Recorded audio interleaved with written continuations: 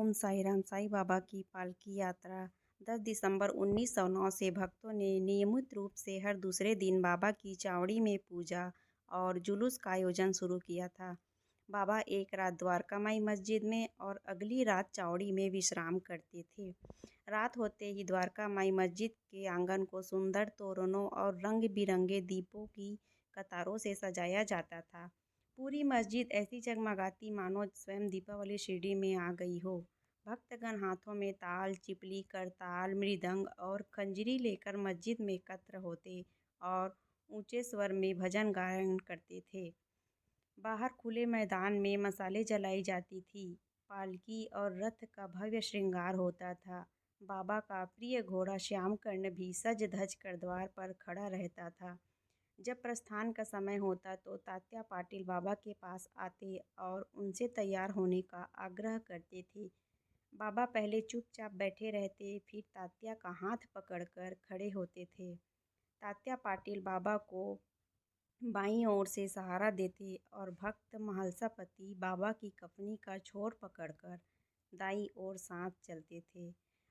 बाबा के सिर पर सुंदर सोने चांदी की जरी वाला छत्र ताना जाता था।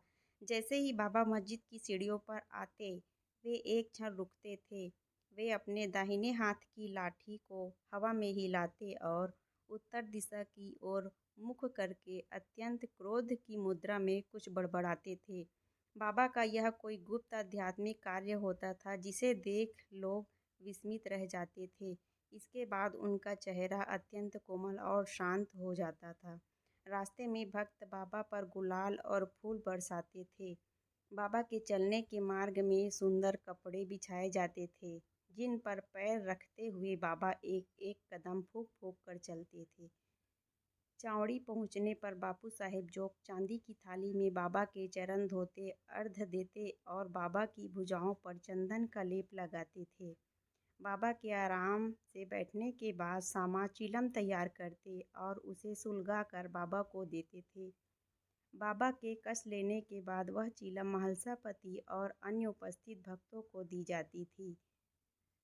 इसके बाद बाबा को सुंदर रत्नों और फूलों की मालाएं पहनाई जाती थी और उनकी भव्य सेज आरती की जाती थी।